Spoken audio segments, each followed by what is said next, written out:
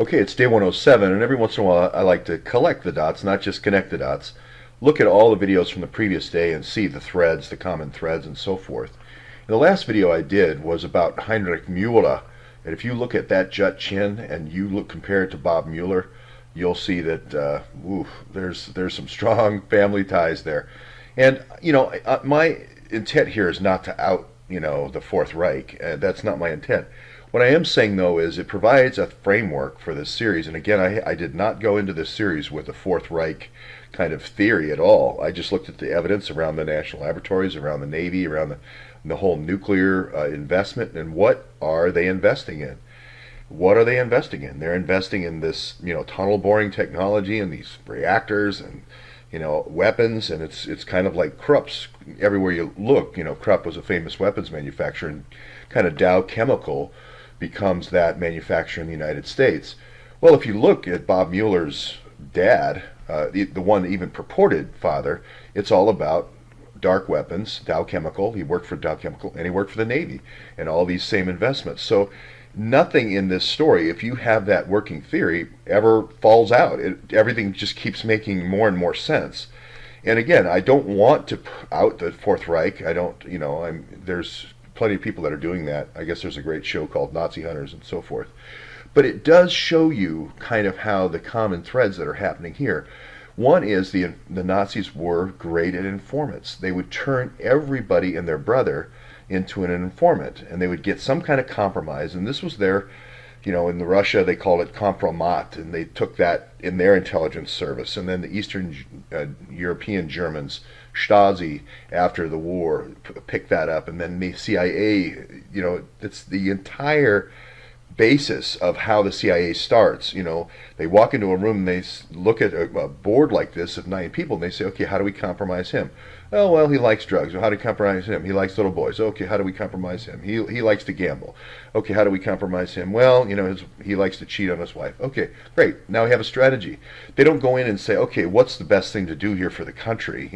How do we get a FISA in order to save the Union? We've actually discovered Trump doing something with, making a gas or oil deal with, an FSB agent in Russia. That's not how it's approached. They say, what do we want to achieve in our FISA here to take down Trump?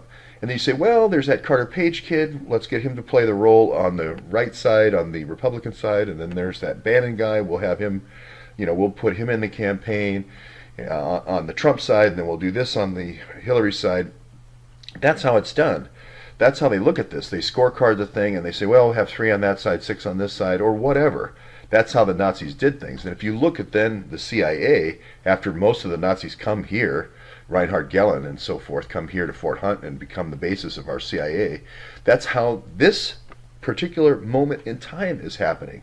Everything makes sense, for instance, about Carter Page, if you understand that he's been used as a what I would call a FISA rabbit. He goes around and just tags everybody wearing shoes.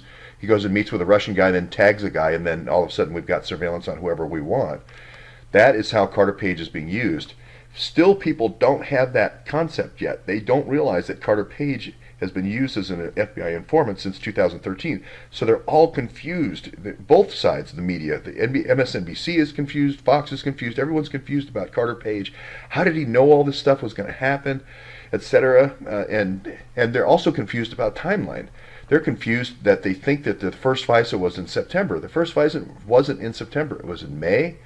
Then that carried them over to the, May, June, July, August FISA. Then there was the November FISA. Then there was the February FISA. There's 4 FISAs. So even the fundamental understanding of the structure that I was kind of outlining yesterday isn't there. That was in this one, 106.6. So that's good. Then the other thing about the, kind of the Nazis and how the Nazis did things, and again, I'm not here to tear down the Fourth Reich and the Fourth Reich's efforts. Great, good for you guys, keep going. But it does show you what is happening just with different names. If you look at this SES, right, this Senior Executive Service, this is kind of like a core of people that were brought in by Hillary. Again, it's not going to actually be Hillary by herself. It's going to be Hillary with the support of Mueller and Comey and McCabe. And I still think, Andy McCabe's real name isn't McCabe. But anyway, we'll get back to him being the son of Bob Mueller some other time, but I think there's a lot of evidence to support that. But the SES is just this kind of the same thing what the Gestapo did, the same thing Heinrich Müller did, was they just basically came in and took over all the institutions, especially the means of production. They came in and took over all the factories with these political officers, these political operatives, who in a lot of cases weren't that great, just like SES. But incredible reprisals against anyone in the organization. You can see almost their their logo here is, we are going to force, horrible things down on you if you do not get into line. It's their whole emblem. And we go from 1,000 SES when Hillary starts, 2009, to 10,000 SES. This is kind of like the SS. Just drop the E, and you've got the answer. It's the SS. Okay. Then finally, this half evil down here is the rank and file. These are your non-commissioned officers. What you want them to do is you want them to do evil, right? We're 666 here in our little political class here. But you want them to do evil for you, but you want them to feel good about it at the end of the day, because you're going to get a lot more people. You're going to be able to influence and compromise a lot more people if you have some kind of narrative. And here it is, we're going to inflict evil on this group of people. You're going to do evil, and then there's going to be a reward at the end for for some person over here in the SES, that they're going to get a new heart, or they're going to get a new place, medical school, accepted, or whatever. Some political favor is going to be done here. If you look at this is really the stuff. This is day 105. Sorry about that. This is the stuff of fusion centers. Fusion centers is figuring out the haves and the have-nots, or in this case, the haves and the have-nots. We're going to attack certain groups of people, seize their assets, and then we're going to give that to our SES people, our chosen ones. And this is exactly what the Nazis did. It is the perfect paradigm. There's no part of this working theory that doesn't always fit. Everything you throw at it, it just immediately, kind of writes itself and puts itself into the picture of the puzzle perfectly. It is the modus operandi if you look at all the things that happened. Now, the only thing is most people don't know about 333. You have to, start, looking at left inside forearms to really understand that these are the things that are happening within our police departments. Small groups inside our police departments with JTTF, this is what is happening. Night prowler teams, these are the revenge teams. These are the people that have a revenge motive to go out and do nasty things to people. And they have no idea who these people are. They just think, well, I better trust these guys who are in the know. I'm going to just be very effective at my evil. But then I'm quite assured by these guys that there's somebody over here that's going to benefit by that. And I'm somehow making things right. And somehow I'm taking these bricks that are out of alignment and then lining them up and creating alignment and order somehow in these stinky robe meetings. And that really, I wish it was something else. I don't want it to be this. I don't want it to be the Fourth Reich. But unfortunately, it is the Fourth Reich.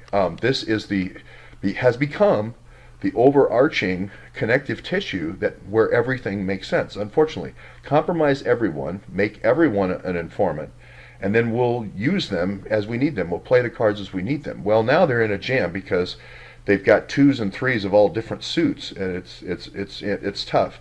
As the new FISAs come out, and I do think we should bring all the FISAs out and see all the people that were under surveillance, it's going to shock everyone in America how many people were under surveillance. And not only, eventually America's going to find out there's millions under surveillance, but it will give the world, it will change the world. Already from that little 3-page memo, it's already changed the world's construct and thinking about how the FBI thinks. It's not anything about law enforcement or anything like that. It's a predetermined, we're going to take down Trump. Now, what assets do we have out there that we've done other operations with to put into this kind of school play?